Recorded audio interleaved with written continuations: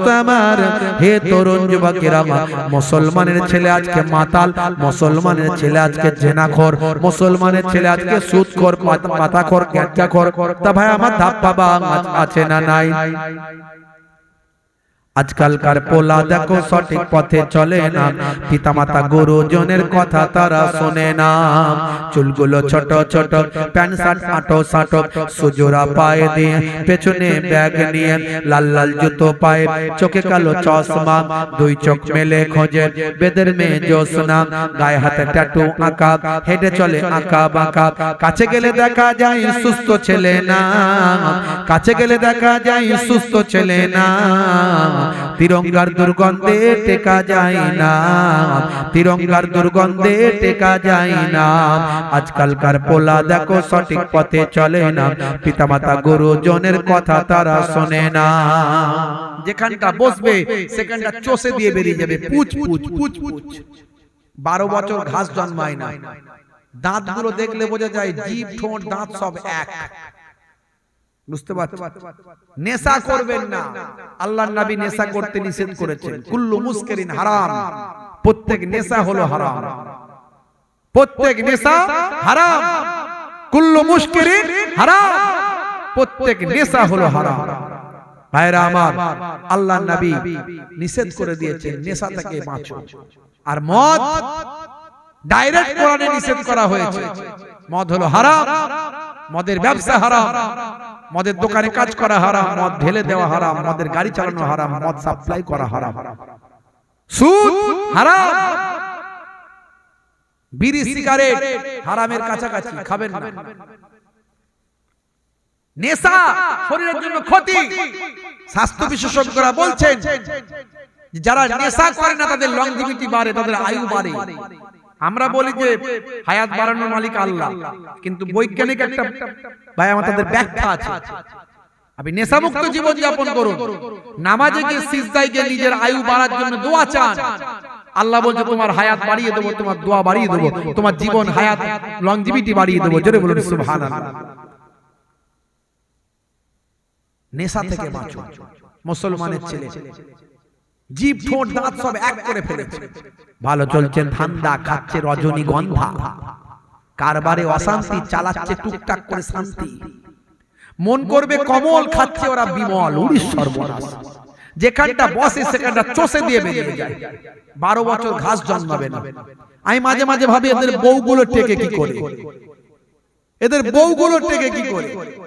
গাল হা করতে বললে পারে না, ভাত খায় ছোট ছোট করে, অল্প অল্প করে খায়, বড় করে হা করলে এদিকগুলো লেগে যাবে, রক্ত বেরোতেও পারে, বলা যায় না। হুজুর তাকবীর দেয় না, আল্লাহু আকবার আস্তে করে বলে। বুঝতে পারছেন? আর রাত দিন শুধু চেয়ে বাঁচছে। বাপ নেশা থেকে বাঁচুন। তিরঙ্গা গুটকা বেশি খেলে নার্ভের সমস্যা হয়ে যাবে, তোমার যৌন সমস্যা আসবে। আর যারা বিড়ি সিগারেট খায় তাদের লাংস ফুসফুস সব কালো হয়ে যাবে। Smoking is injurious to health, আস্তে আস্তে ক্যান্সারের দিকে ধাবিত হবে। বায়ু ধরে রাখার ক্ষমতা কমে যাবে, বাতাস অবজার্ভ করার ক্ষমতা কমে যাবে। আর অনেকে যারা বিড়ি খায় তাদের একটা লাভ হয়, কি লাভ? বলে টয়লেটে গেলে নাকি উপরে ধোঁয়া মারলে নিচের মাল ক্লিয়ার হয়। এটা মারাত্মক লাভ। বুঝতে পারছেন? আর মাতাল, পার মাতাল হলে তার 3টে লাভ। সে বুড়ো হবে না, বুড়ো হবে না, চোর পড়বে না, কুকুর সামনে আসবে না। তার মানে কি? বুড়ো হওয়ার আগে লিভার টিভার পচে গিয়ে খারাপ হয়ে গিয়ে পটলডাঙ্গায় চলে যাবে। আর 2 নাম্বার কি? চোর ঘরে পড়বে না, পার মাতাল হয়ে গেলে রাত দিন জেগেই থাকবে। চোর আসবে কি করে? মাল জেগে আছে। আর 3 নাম্বার, কুকুর আসবে না, কুকুর নিজের চিন্তায় অস্থির, বেটা লাঠি নিয়ে দৌড়চ্ছে, আমাকে মারবে না কাকে মারবে রে বাবু। কুকুর নিজের টেনশনে সে দৌড়। বুঝতে পারছো? নেশা থেকে বাঁচুন বাপ। 1450 বছর আগে আল্লাহর নবী নেশাকে নিষেধ করেছেন। কুল্লু মুস্কিরিন হারাম, প্রত্যেক নেশা হলো হারাম। নেশা থেকে বাঁচুন। আজকে স্বাস্থ্য বিশেষজ্ঞরা আল্লাহর নবীর কথাকে স্বীকৃতি দিয়েছে, নবীর সুন্নতের তাবেদারি করে। হে তরুণ যুবকেরা, হযরত মুসা কালিমুল্লাহ সেই জামানার মানুষকে হেদায়েত করতেন আর মাঝে মাঝে তুর পাহাড়ে গিয়ে আল্লাহর সঙ্গে কথা বলতেন। হে তরুণ যুবকেরা, একদিন মুসা কালিমুল্লাহ তুর পাহাড়ে যাচ্ছেন আল্লাহর সঙ্গে কথা বলার জন্য। একজন মহিলা এসে বলে, হুজুর, ও আমাদের নবী, ও আমাদের পয়গম্বর, দীর্ঘদিন আমার বিবাহ হয়েছে কিন্তু কোনো সন্তান হচ্ছে না। আমার সন্তানের জন্য বড় দোয়া চান। আমি আমার সন্তান ছাড়া কেমন করে থাকবো, কেমন করে বাঁচবো? আমার কি আল্লাহ একটা সন্তান দেবেন না? আমার সন্তানের জন্য আল্লাহর কাছে একটু দোয়া চাইবেন, আল্লাহর সঙ্গে একটু আমার সন্তানের ব্যাপারে কথা বলবেন। হযরতে মুসা কালিমুল্লাহ বললেন, যাও মা, ঠিক আছে, দাঁড়াও, আমি আল্লাহর সঙ্গে তুর পাহাড়ে কথা বলতে যাচ্ছি, ফিরে এসে তোমাকে জানাবো। হে তরুণ যুবকেরা, হে আমার বন্ধুরা, হযরতে মুসা কালিমুল্লাহ তুর পাহাড়ে উঠে গেলেন। উঠে গিয়ে আল্লাহর সঙ্গে কথা বলতে বলতে বললেন, আল্লাহ, একজন মহিলা সে আমাকে বলছিল তার সন্তান হচ্ছে না, তুমি তার ব্যাপারে কি ফয়সালা নিয়েছো? আল্লাহ বললেন, হে নবী মুসা, শুনে রেখে দাও, ওই মহিলার ব্যাপারে আমার ফয়সালা হলো, তাকে আমি বন্ধা রাখবো, তাকে আমি সন্তান দেব না। সন্তান দেওয়ার মালিক আমি আল্লাহ, সন্তান না দেওয়ার মালিক আমি আল্লাহ। কালো চামড়ার মালিক আমি আল্লাহ, সাদা চামড়ার মালিক আমি আল্লাহ। কারো আমি কালো চামড়া দিয়ে কালো বানাবো, কাউকে আমি সাদা বানাবো, কাউকে আমি ধনী বানাবো, কাউকে আমি গরিব বানাবো, কাউকে আমি সন্তান দেব, কাউকে আমি সন্তানহীন রাখবো। পৃথিবীর মানুষের কাছে বুঝিয়ে দেব আমি আল্লাহ সব পারি, এটা আমি আল্লাহর তরফ থেকে নির্দেশ। অন্যদিকে তাকে আমি উপকার দেব, অন্য দিক থেকে আল্লাহ তাকে ফায়দা দেন। একদিকে তাকে আল্লাহ কোনো কিছু না দিয়ে অন্যদিকে আল্লাহ তাকে দেন। ওয়ালা নাবলু আন্নাকুম বিশাইইম মিনাল খাউফি ওয়াল জু ওয়া নাকসিম মিনাল আমওয়ালি ওয়াল আনফু ওয়াল নাকসিম মিনাল আমওয়ালি ওয়াল আনফুসি ওয়াস সামারাত ওয়া বাশশিরিস সাবিরিন। হে তরুণ যুবকেরা, আমার আল্লাহ বলছেন, ওয়ালা নাবলু আন্নাকুম বিশাইইম মিনাল খাউফি ওয়াল জু, আমি আল্লাহ তাআলা নোকসান দিন, নোকসান মিনাল খাউফ মানে ডর, ওয়াল জু এবং ক্ষুধা, মানুষকে ক্ষুধা দিয়ে, ডর দিয়ে, ভয় দিয়ে আমি আল্লাহ পরীক্ষা নিয়ে থাকি, মানুষকে আমি পরীক্ষা করি। ভাইরা আমার, তরুণ যুবকেরা, আমি মানুষকে পরীক্ষা করি তার মাল এবং সম্পদের ক্ষতি দিয়ে। ওয়ালা নাবলু আন্নাকুম বিশাইইম মিনাল খাউফি ওয়াল জু ওয়া নাকসিম মিনাল আমওয়ালি ওয়াল আনফুসি ওয়াস সামারাত ওয়া বাশশিরিস সাবিরিন। হে দুনিয়ার মানুষ, শুনে রেখে দাও, আমি তাদেরকে মাল সম্পদের ক্ষতি দিয়ে পরীক্ষা নিয়ে, যাতে করে কে বান্দা সবর করছে, কে ধৈর্যশীল হচ্ছে। ইন্নাল্লাহা মা'আস সাবিরিন, আমি আল্লাহ ধৈর্যশীল বান্দাদের সঙ্গে থাকি। হে তরুণ যুবকেরা, এটা আমি আল্লাহর পক্ষ থেকে পরীক্ষা। ওই মহিলার কথা আল্লাহ বললেন, হে মুসা কালিমুল্লাহ, আমি তাকে বন্ধা রাখবো, ঠিক করেছি, আর কোন সন্তান আমি দেব না। এমন সময় মুসা কালিমুল্লাহ তুর পাহাড় থেকে নেমে এলেন। নেমে সেই মহিলাকে বলে দিলেন, ও মা, মনে দুঃখ করো না, এটা আল্লাহর পরীক্ষা, তোমাকে আল্লাহ কোন সন্তান দেবেন না। এই কথা শুনে ওই মহিলা ঝরঝর করে কাঁদতে কাঁদতে চলে গেল। ওই মুসা কালিমুল্লাহ বললেন, মা, কেঁদো না, মনে দুঃখ করো না, সবর করো, ধৈর্য ধারণ করো। মনটা তার খারাপ হয়ে গেল, সে চলে গেলেন। হে জওয়ান যুবকেরা, বছর খানেক কেটে গেল। মুসা কালিমুল্লাহ জানতে পারলেন ওই মহিলার আল্লাহ সন্তান দিয়েছে, ফুটফুটে সন্তান। সেই সন্তান তার পিতার সঙ্গে তার বাড়িতে খেলা করছে। এ কথা শুনে মুসা কালিমুল্লাহ নিজে দেখতে গেলেন সেই সন্তানকে। যখন জানতে পারলেন সত্যি সত্যি ওই মহিলারই আল্লাহ সন্তান দিয়েছেন, মুসা কালিমুল্লাহ অবাক হয়ে গেলেন। আল্লাহর ওয়াদাও ফেল হচ্ছে নাকি, ব্যাপারটা কি আমাকে জানতে হবে। মুসা কালিমুল্লাহ আবার তুর পাহাড়ে উঠে গেলেন। তুর পাহাড়ে উঠে গিয়ে মুসা কালিমুল্লাহ আল্লাহকে বললেন, আল্লাহ, কি ব্যাপার, কি ব্যাপার? তুমি তো বলেছিলে ওই মহিলার সন্তান হবে না, কিন্তু আল্লাহ তুমি তাকে সন্তান দিলে ব্যাপারটা কি? হে তরুণ যুবকেরা, আল্লাহ বললেন মুসা একটা শর্ত আছে, তোমাকে আসল রহস্যটা খুলে বলবো। তার আগে একটা শর্ত আছে, সেই শর্ত হলো তোমাকে একটা কাজ করতে হবে। যাও আমার কোন আশিক খুঁজে বের করো, আমি আল্লাহ আমার কোন আশিক খুঁজে বের করো, সেই আশিককে গিয়ে বলো তার শরীরের একটু গোশত যেন কেটে এই প্লেটে দিয়ে দেয়। তুমি একটা প্লেট নিয়ে যাবে, সেই প্লেটে যেন আমার কোন আশিক তার একটু সামান্য গোশত কেটে দেয়। এই গোশতটা নিয়ে আমার দরবারে আসবে। আমার দরবারে যখন আসবে, তুর পাহাড়ে যখন আসবে, তখন তোমাকে আসল রহস্যটা আমি খুলে বলবো। তুমি একটু গোশত তার কেটে নিয়ে আমার কাছে এসো। হে তরুণ যুবকেরা, মুসা কালিমুল্লাহ তার উম্মতদের কাছে গেলেন, গিয়ে আসল কথাটা খুলে বললেন। উম্মতেরা সবাই জানতো, সবাই আশ্চর্য হয়েছিল। আল্লাহ যা বলেন সেটাই তো করেন। মুসা কালিমুল্লাহ আগে বলেছিলেন তার সন্তান হবে না, কিন্তু সন্তান হয়েছে। সকলে রহস্যটা জানতে চায়। এমন সময় মুসা কালিমুল্লাহ বললেন, তাহলে একটু কে আছো আল্লাহর আশিক বান্দা, কে আছো একটু নিজের শরীরের গোশতটা কেটে আমার প্লেটে দাও। এই কথা শোনার পরে সবাই যে যার নিজের পালাতে শুরু করলো, কেউ আর নিজের শরীরের গোশত কেটে দিল না। এমনি খুব মহব্বত। আর পরীক্ষা যখন আসে তখন মহব্বত বোঝা যায় কে কতটা ভালোবাসে। খেলার নাম বাবাজি। যেই মুসা নবী বলেছেন গোশত কেটে দাও বাবা, তখন আর মহব্বত নাই, আর জানার কোনো আগ্রহ নাই। মুসা নবীকে দেখলেই পালিয়ে যাচ্ছে, বলে গোশত কেটে দিতে, শরীর থেকে গোশত কেটে দিতে। মুসা কালিমুল্লাহ নিরুপায়, কেউ আর শরীর থেকে গোশত কেটে দেয় না। হে তরুণ যুবকেরা, মুসা কালিমুল্লাহ ওই খালি প্লেট নিয়ে আবার চলে যাচ্ছেন তুর পাহাড়ে আল্লাহর সঙ্গে কথা বলার জন্য। যাওয়ার পথে রাস্তার ধারে দেখতে পান একজন বুজুর্গ মানুষ বসে আছেন, আল্লাহর ইবাদত করছেন, আল্লাহর দরবারে মোনাজাত করছেন।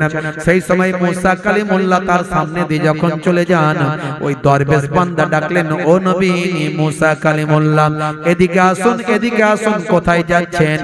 এদিকে আসুন, এদিকে আসুন। কোথায় যাচ্ছেন? মুসা কালিমুল্লাহ সব তাকে খুলে বললেন।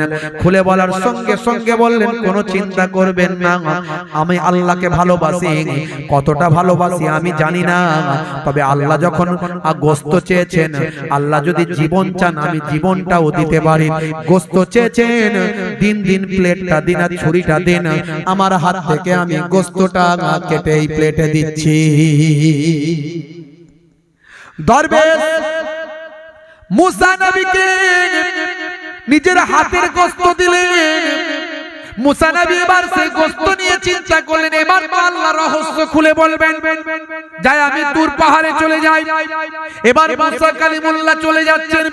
আবার এই দরবেশ পেছন থেকে ডেকেছেন, ও নবী মুসা কালিমুল্লাহ, ও আমাদের পয়গম্বর, এদিকে আসুন, এদিকে আসুন। কি হলো বাবা? দরবেশ কি হলো? বলে হুজুর বিয়াদবি নেবেন না, আল্লাহ শরীরের গোশত চেয়েছেন, কোন জায়গার গোশত চেয়েছেন সেটা তো আপনাকে বলেননি, আর আপনিও তো আমাকে বলেননি। আমি হাতের গোশত দিয়েছি, না জানি আল্লাহ কোন অংশের গোশত চেয়েছেন। দাঁড়ান দাঁড়ান, আমি একটু আমার গার্দানের গোশতটা দিই।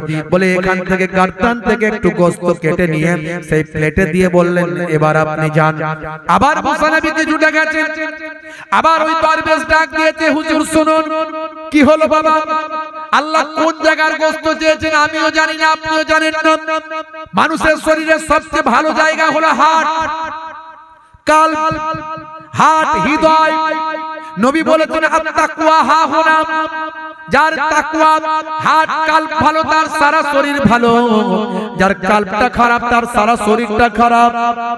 দাঁড়ান দাঁড়ান, ও নবী মুসা কালিমুল্লাহ, আরেকবার প্লেটটা দিন, আমি আমার এক কাল্বের উপর থেকে কিছুটা গোশত কেটে আপনাকে দিই।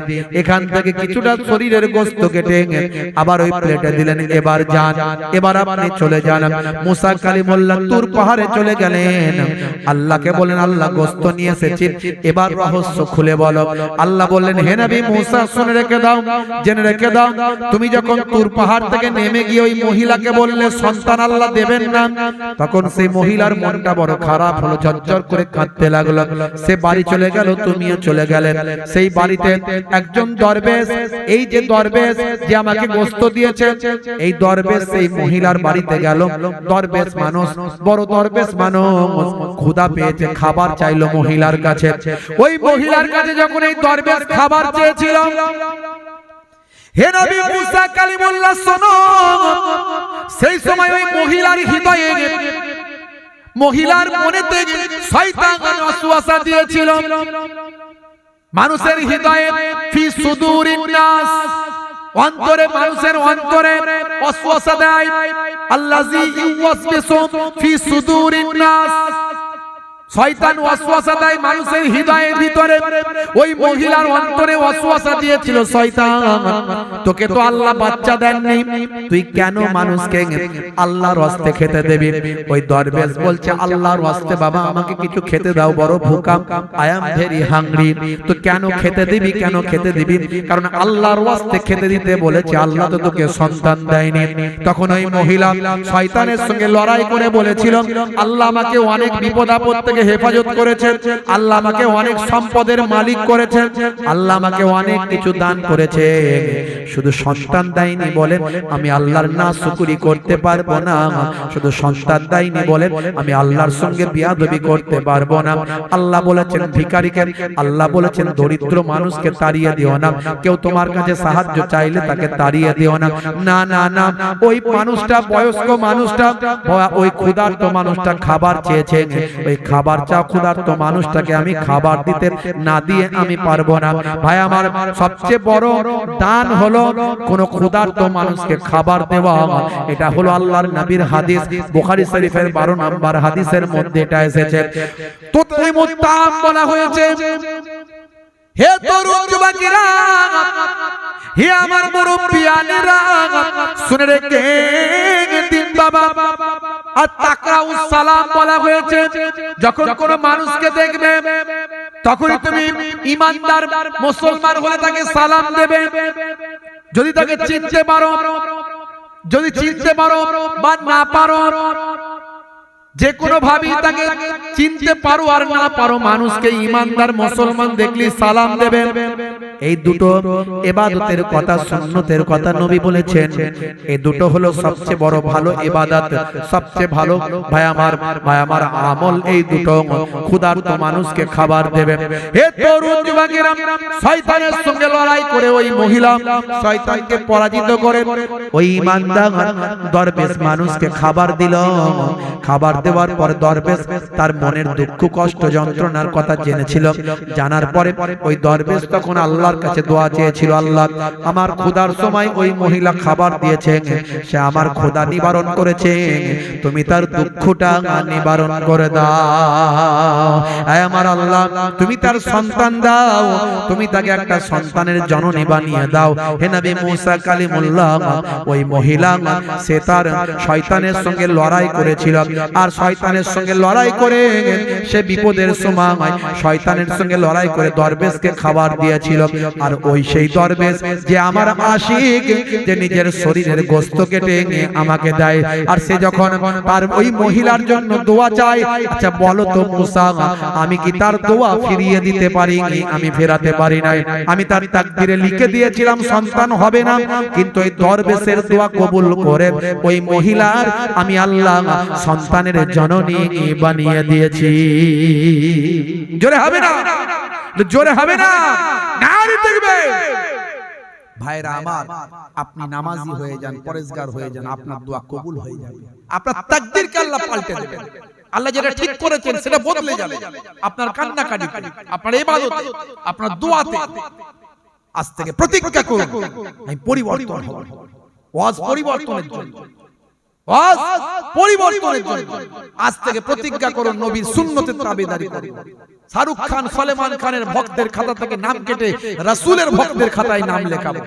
কেসিয়াস, কেলে, Tyson, Hanuman, Gary Miller, Jennifer, পৃথিবী বিখ্যাত বিখ্যাত নায়ক, নায়িকা, গায়ক, গায়িকা, খেলোয়াড়, প্লেয়ার, হাসিম আমলা, ভাই আমার মঈন আলী খান, জুনায়েদ, জামশেদ, ইউসুফ, ইউহানা, কত বড় বড় বিখ্যাত বিখ্যাত ব্যক্তিরা আজকে তারা তাদের লোকে ভক্ত হয়, তারা আবার নবীর ভক্ত, নামাজি, দাড়িওয়ালা, সুফিসার, দরবেশ।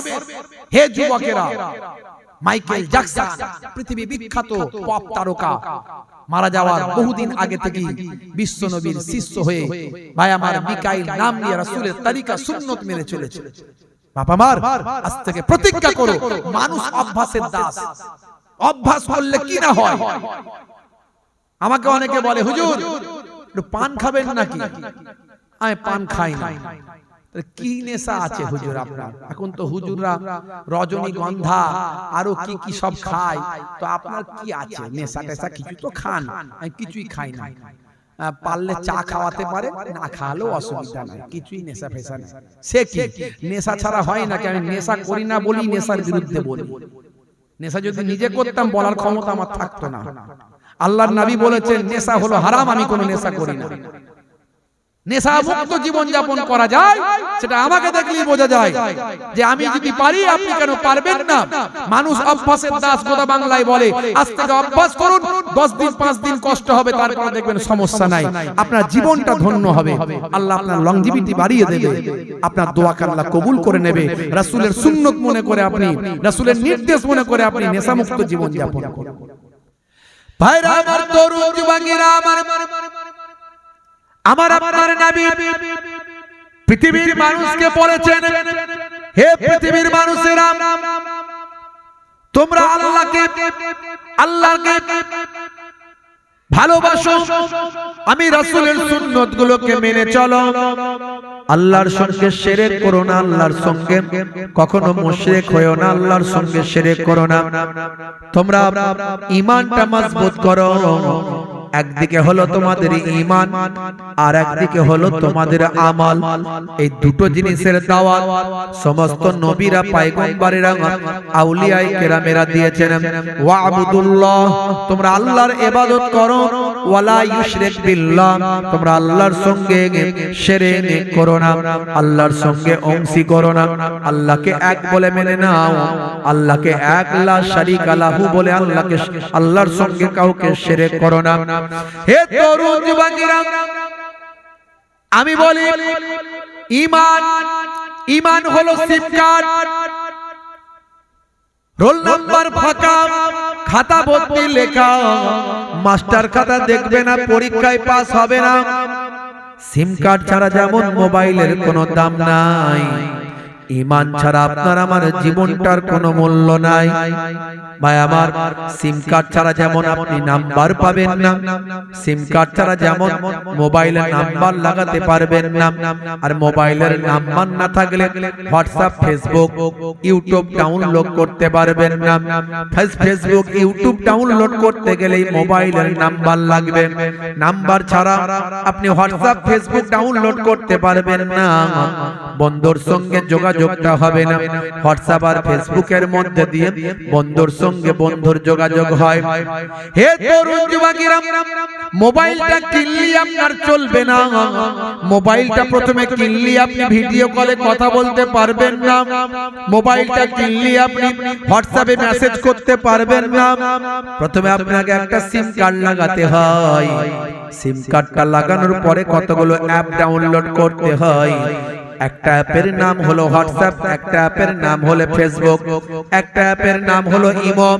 এইগুলোর মধ্যে দিয়ে বন্ধুর সঙ্গে বন্ধুর যোগাযোগ হয়। অনুরূপ আপনার আমার এই অ্যান্ড্রয়েড বডিটা থাকলেই আপনি জান্নাতি হতে পারবেন না।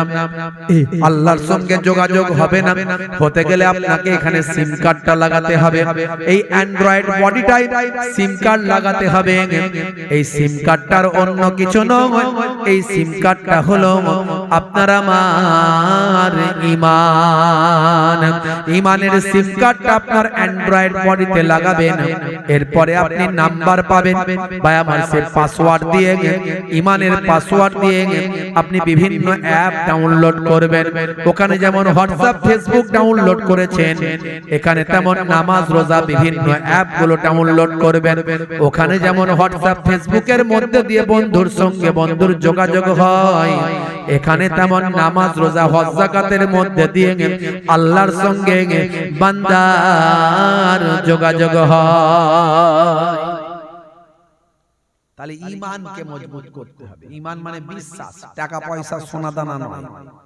কি বিশ্বাস? আল্লাহ এক, লা শারিকা লাহু, তার কোনো শরীক নাই। আল্লাহর সঙ্গে সমতুল্য সমকক্ষ করা যাবে না। সমস্ত ফারিস্তারা আছেন বিশ্বাস। আসমানি কিতাব 104টে কিতাব এসেছে বিশ্বাস। মৃত্যুর পর জীবিত হতে হবে বিশ্বাস। ভাগ্যে ভালো মন্দ যা কিছু হয় আল্লাহর কাছ থেকে হয় বিশ্বাস। কিয়ামতের দিন হবে বিশ্বাস, বিচারের দিন হবে বিশ্বাস, আবার আমাদেরকে হাসরের ময়দানে তোলা হবে বিশ্বাস। এর নাম ঈমান। এই ঈমানটাকে আগে ঠিক রেখে তারপরে আমল, তারপর ইবাদত। এই ইবাদতগুলোর মধ্যে আল্লাহ বলছেন, বান্দা আমি তোমাদেরকে পৃথিবীতে পাঠিয়েছি ইবাদত করার জন্যই পাঠিয়েছি, ইবাদত করার জন্যই পাঠিয়েছি। হে তরুণ যুবকেরা, হে আমার বন্ধুরা, আল্লাহ বললেন বান্দারে তোদের ইবাদত করার জন্য আমি পাঠিয়েছি। মা খালাকতুল জিন্না ওয়াল ইনসা ইল্লা লিয়াবুদুন, আমি জিন জাতি এবং মনুষ্য জাতিকে কেবলমাত্র আমার ইবাদতের জন্য পাঠিয়েছি। মনে রাখবেন বাবা, ইবাদত মানে আমরা মনে করি নামাজ, শুধু রোজা, শুধু হজ যাকাত, এগুলো আমরা ইবাদত মনে করি। তাহলে সারাটা দিন আল্লাহ বললেন সারাটা জীবন তোমাদের ইবাদতের জন্যই তো পাঠিয়েছি, ইবাদত ছাড়া অন্য কোনো উদ্দেশ্যে পাঠাই না। মনে রাখবেন, কাজ কারবার করবেন তার মধ্যেও ইবাদত আছে, যদি সেটা নবিয়ানা তরিকায় হয়। সংসার ধর্ম করবেন এর মধ্যেও ইবাদত আছে, যদি সেটা নবিয়ানা তরিকায় হয়। ভাই আমার, চাষবাস করবেন এর মধ্যে ইবাদত আছে, যদি সেটা নবিয়ানা তরিকায় হয়। ব্যবসাটা করবেন তার মধ্যে ইবাদত আছে, যদি সেটা নবিয়ানা তরিকায় হয়। সংসার ধর্মটা করবেন, স্ত্রীর সঙ্গে প্রেমালাপ করবেন, যদি সেটা নবিয়ানা তরিকায় হয়। পিতামাতার সেবা করবেন, পিতামাতার চেহারার দিকে তাকাবেন। প্রত্যেক নাজারের ফিকুল্লে নাজারাতিন, প্রত্যেকটা দৃষ্টির বিনিময়ে আমার আল্লাহ কবুল করা নফল হজের সওয়াব দেন, সেটা যদি নবীর শিখানো দেখানো পথে হয়। হে তরুণ যুবকেরা, সন্তানদের দেখাশোনা করবেন, মানুষ করবেন, পড়াশোনা করাবেন, শিক্ষায় শিক্ষিত করবেন, সেটা যদি নবিয়ানা তরিকায় হয়। আপনার ঘুম থেকে ওঠা থেকে ঘুমাতে যাওয়া পর্যন্ত 24 ঘন্টা সমস্ত কাজ আপনার ইবাদত বলে গণ্য হবে। 24টা ঘন্টা যা করবেন সব ইবাদত। আর আল্লাহ বলছেন ইবাদতের জন্যই তো পাঠিয়েছি। চাষ করবেন, চাষ যখন করবেন আল্লাহর নাম দিয়ে বিসমিল্লাহ বলে কাজ শুরু করবেন। বিসমিল্লাহ বলে সার ছড়াবেন, বিসমিল্লাহ বলে কোদাল চালাবেন, বিসমিল্লাহ বলে কাজ শুরু করবেন। কারো জায়গা মেরে নেবেন না, কারো আলছেটে বাড়িয়ে দেবেন না, ইবাদত বলে গণ্য হবে। দোকানদারি করবেন, মাল ঠকাবেন না, ওজনে কম দেবেন না, মিথ্যা কথা বলবেন না।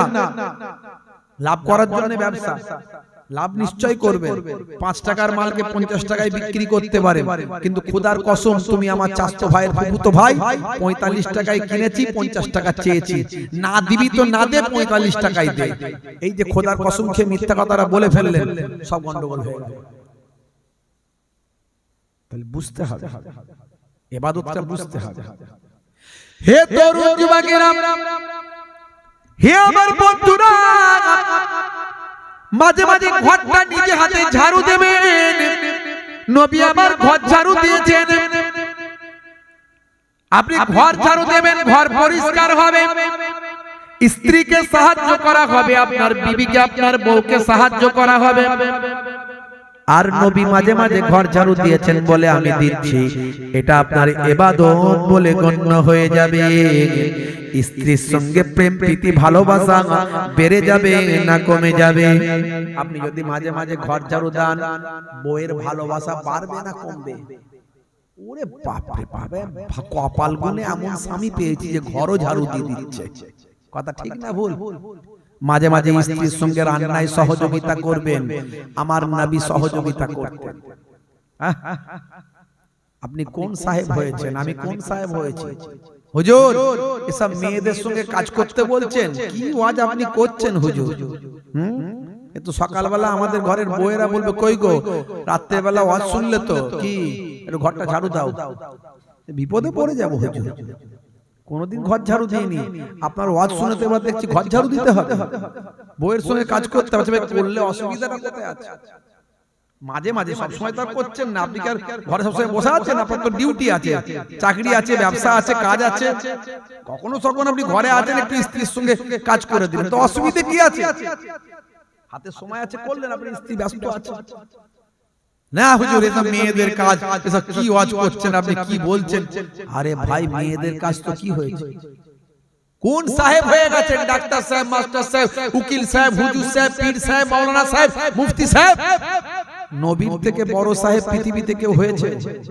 আমার নবী যদি স্ত্রীর সঙ্গে ছোট ছোট কাজগুলো করতেন, ঘর ঝাড়ু দিতেন, ইয়াকুনু ফি মাহনাতি আহলিহি ওয়া ইয়াকুমুল বাইতা ওয়া ইয়াহলিমুনা সাতা ওয়া ইয়াকিতা সাওবাহু ওয়া ইয়াকসিফা না'লাহু ওয়া ইয়াহমিলু বিজাতিন মিনাস সুক। আল্লাহর নবী মাঝে মাঝে ঘরটা নিজে হাতে ঝাড়ু দিতেন, স্ত্রীর সঙ্গে ছোট ছোট কাজগুলো করতেন, ছেঁড়া জামা নিজে হাতে সেলাই করতেন, ছেঁড়া জুতো নিজে হাতে সেলাই করতেন, ছাগলের দুগ্ধ নিজে হাতে দহন করতেন, মাঝে মাঝে নিজে বাজারে গিয়ে বাজারটা করে কাঁধে করে বয়ে নিয়ে আসতেন। জোরে হবে না? আমাদের নবী, আহা 200 কোটি মানুষ প্রতিনিয়ত যে নবীকে ফলো করে, জোরে বলুন সুবহানাল্লাহ। পৃথিবীর 200 কোটি মানুষ নবী নবী করে পাগল, কেউ বেশি ভালোবাসে, কেউ কম ভালোবাসে, কিন্তু ভালো সবাই বাসে। কথা ঠিক না ভুল? কারণ ভালোবাসার বিচার করতে পারবো না। আমি মনে মনে করছি ওর থেকে বেশি ভালোবাসি, ওই দল খারাপ আমার দল ভালো, ও মনে মনে করছে ওর দল খারাপ আমার দল ভালো। আমি ফুরফুরা সিলসিলা দাদা হুজুর কেবলার সিলসিলার মানুষ, আমি একাই জান্নাতে যাব, বাকি ও তাবলীগ দেওবন্দি বেরেলি সব কে বলার ক্ষমতা দিয়েছে? দাদা হুজুর কেবলা বলেছেন নাকি সে কথা? এই জন্যই তো মানুষে মানুষে বিভাজন, মুসলমানেরা তো দলবাজি।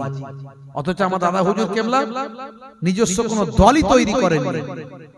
দাদা হুজুর কেবলার যেটা দল সেটা হলো হিজবুল্লাহ, আল্লাহর দল, সেটা হলো আহলে সুন্নাহ ওয়াল জামাতের দল। জোরে বলুন সুবহানাল্লাহ। আমরা বলি সিলসিলায়ে ফুরফুরা শরীফ, সিলসিলা মানে নেটওয়ার্ক। দাদা হুজুর কেবলা আমাদেরকে নেটওয়ার্কটা দেখিয়ে দিয়েছে, চেইনটা দেখিয়ে দিয়েছে, সে চেইনটা ধরিয়ে দিয়েছে, এই জন্য সিলসিলা বলি। অ্যাকচুয়ালি এটা দল নয়, দল হলো আহলে সুন্নাহ ওয়াল জামাতের দল। এই দলটা বৃহৎ দল, বড় দল। যারা এই আকীদার মানুষ সবাই আহলে সুন্নাহ ওয়াল জামাতের অনুসারী। বুঝতে পারছো? হে তরুণ যুবকেরা, হে আমার বন্ধুরা, শুনে রেখে দিন বাবা, জেনে রেখে দেন, আমার আপনার পীর মুর্শিদ মুজাদ্দিদুজ জামান কুতুবুল আলম আমিরুশ শরিয়াত তিনি বলেছেন, বাবা ছোট ছোট বিষয়গুলো, ছোট ছোট মাসালাগুলো নিয়ে দ্বন্দ্ব করো না। বাবা শুনে রেখে দাও তরুণ যুবকেরা আমার, সামান্য যেমন একটা উদাহরণ দিই, কিয়াম। আমরা কিয়াম করি, কামা ইয়াকুমু মানে হচ্ছে দাঁড়ানো। আমরা দাঁড়াই, কি দাঁড়াই, কিসের জন্য দাঁড়াই? নবীকে সালাম দেওয়ার জন্য দাঁড়াই। জোরে বলুন সুবহানাল্লাহ। আচ্ছা এই সালাম তো সবাইকে দিতে হবে, সালাম দেওয়ার অর্ডার কার? কার জানেন? সালাম দেওয়ার অর্ডার আল্লাহর। অনেকে কিয়াম দেওয়ার, কিয়াম করা, দাঁড়িয়ে সালাম করাটাকে অনেকে মনে করে বাপরে বাপ বিরাট বড় গুনাহের কাজ। জানি না, পড়াশোনা করে না, বোঝে না কিছু, ওরা মনে করে গুনাহের কাজ। কোথাও যদি কেউ দাঁড়িয়ে কিয়াম করে ফেলে তো লোক মারপিট লেগে যায়, কিয়াম করে ফেললো, বিরাট বড় গুনার কাজ করে ফেললো, সর্বনাশ করেছে। কি গুনার কাজ করলো রে? হ্যাঁ, বেদাত করে ফেলেছে, হারাম কাজ করে ফেলেছে। আবার কোন জায়গায় কিয়াম যদি না হয়, কিয়াম যদি না হয় মারাত্মক গুনার কাজ করে ফেলেছে, কিয়াম করেন, এই কিয়াম করেন সব জাহান্নামে চলে যাবে। একদম আমার দাদা হুজুর কেবলা বলছেন, বাবা দাঁড়িয়ে নবীকে সালাম দাও, এটা হলো মুস্তাহাব, মুস্তাহসান। দাঁড়িয়ে সালাম দিলে সওয়াব, না দিলে গুনাহ নাই। বসেও দিতে পারো, শুয়েও দিতে পারো, যেভাবে খুশি দিতে পারো, কিন্তু সালাম নবীকে দিতে হবে। কথা ঠিক না ভুল? এই সালাম দেওয়ার অর্ডার কার? আল্লাহ। এই আয়াত আপনাদের সবাইয়ের মুখস্থ, ইন্নাল্লাহা ওয়া মালাইকাতাহু ইউসাল্লুনা আলান নবী ইয়া আইয়ুহাল্লাযীনা আমানু, তারপর সাল্লু আলাইহি, বলুন ওয়াসাল্লিমু তাসলিমা। তো আপনাদের মুখস্থ, এটাই তো নবীকে সালাম দেওয়ার অর্ডার এখানে আছে।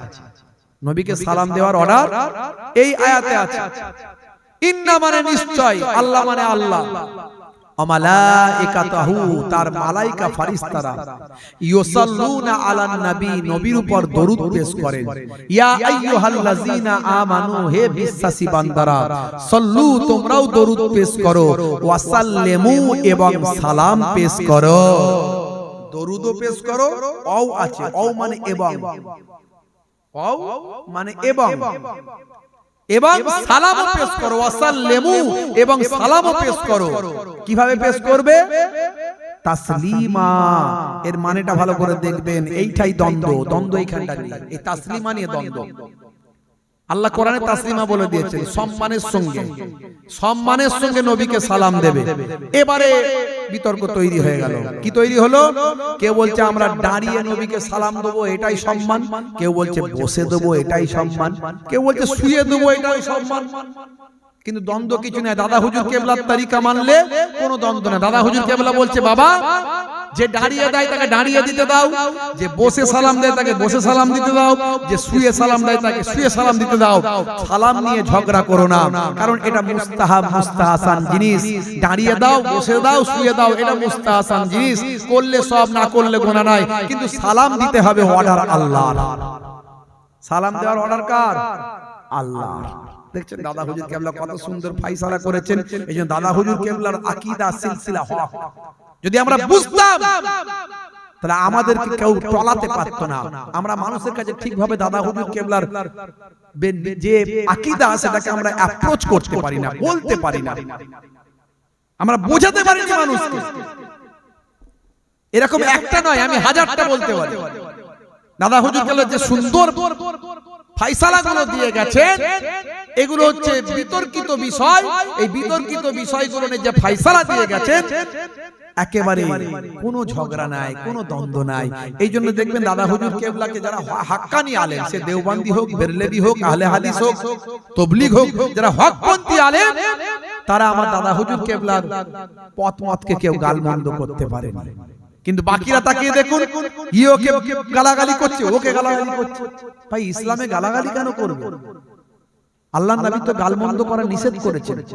সেবাবুল মুসলিমে ফুসুকুন ওয়া কিতালুহু কুফরুন।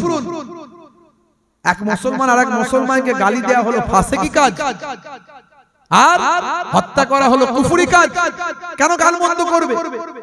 বক্তারা দেখেন, বক্তারা স্টেজে উঠে এখন এই বক্তা ওই বক্তার বিরুদ্ধে, ওই বক্তা ওই বক্তার বিরুদ্ধে।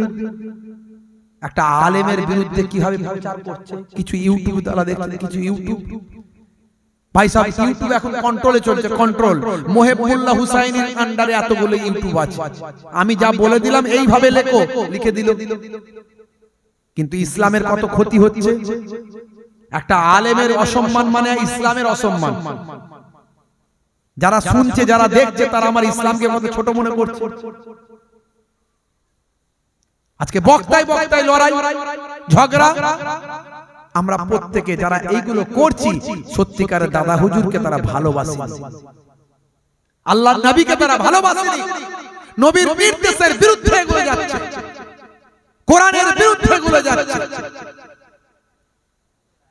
হে তরুণ যুবকেরা, হে আমার বন্ধুরা, শুনে রেখে দিন বাবা, জেনে রেখে দেন হে মুসলমান। আল্লাহর নবী, আল্লাহর রাসূল মানুষকে হেদায়েতের কথা বললেন। মানুষকে এসে বলতে লাগলেন, হে মানুষেরা, তোমরা আল্লাহর সঙ্গে শিরক করো না, তোমরা ঈমান ওয়ালা হয়ে যাও, তোমরা ইবাদত ওয়ালা হয়ে যাও। ঈমানের কথা আমি আপনাদের মাঝখানে বললাম। এবার ইবাদতের কথা বলি। ইবাদত মানে ভাই আমার আল্লাহর উপাসনা, আল্লাহর আরাধনা। ভাই আমার আল্লাহ বললেন, বান্দারে ইবাদতের জন্য পৃথিবীতে পাঠিয়েছি। আর নবী বলেন, আমার সুন্নতকে ভালোবাসলে, আমার সুন্নতের তাবেদারি করলে, এটা ইবাদতের মধ্যে গণ্য। যে আমার সুন্নতকে ভালোবাসলো, সে আমি নবীকে ভালোবাসলো। আর যে আমি নবীকে ভালোবাসলো, সে আমার সঙ্গেই জান্নাতি হয়ে গেল। মান হাব্বা সুন্নতি ফাকাদ আহাব্বানি ওয়া মান আহাব্বানি কানা মাই ফিল জান্নাহ। হে তরুণ যুবকেরা, হে আমার বন্ধুরা, ছোট ছোট ইবাদত এগুলো সব ছোট ছোট ইবাদত, এই সুন্নত গুলো মেনে চলবেন।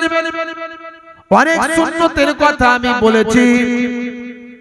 ডান দিকে কাত হয়ে ঘুমানো সুন্নাত, এর মধ্যে সায়েন্স আছে, বিজ্ঞান আছে। নবী যা বলেছেন সবের মধ্যে বিজ্ঞান বাস্তবতা আছে। আমি এর আগে বোঝানোর চেষ্টা করেছি। ইন্টারনেটে সার্চ করলে হাজার হাজার বক্তব্য, 20-25 হাজার বক্তব্য আছে। প্রত্যেকটা সুন্নত নিয়ে আলোচনা করেছি। সুন্নত গুলোর মধ্যে কি সায়েন্স আছে, বিজ্ঞান আছে বলার চেষ্টা করেছি। ডান দিকে কাত হয়ে ঘুমানো হচ্ছে নবীর সুন্নত, এর মধ্যে সায়েন্স আছে, বিজ্ঞান আছে বলেছি।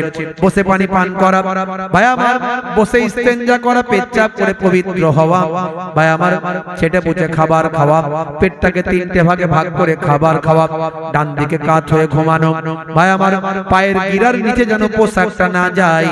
নবী বলেন মা আসফালা মিনাল কাবাইনে মিনাল ইজারে ফিন্নার, পায়ের গিরার নিচে যদি ইচ্ছাকৃতভাবে পুরুষদের পোশাকটা চলে যায়, ওই অংশটা জাহান্নামের আগুনে জ্বলবে ভাই। ইচ্ছাকৃত হবে পায়ের গিরার নিচে পুরুষদের পোশাক কেনে। অনেক যুবকেরা দেখবেন পায়ের গিরার নিচে প্যান্ট পরে ঘুরে বেড়ায়, আছে না নাই?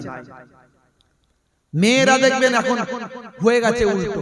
মেয়েদের উচিত ছিল পায়ের গিরার নিচে পোশাক পরা, ওরা পড়ছে উপরে, এতটা উপরে পরে দিচ্ছে, পায়ে আবার কালো কার বাঁধছে। এদিকে এরকম আছে নাকি জানি না, পায়ে কালো কার বাঁধছে, কেন বাঁধে জানি না, পায়ে কার, স্টাইল, ফ্যাশন।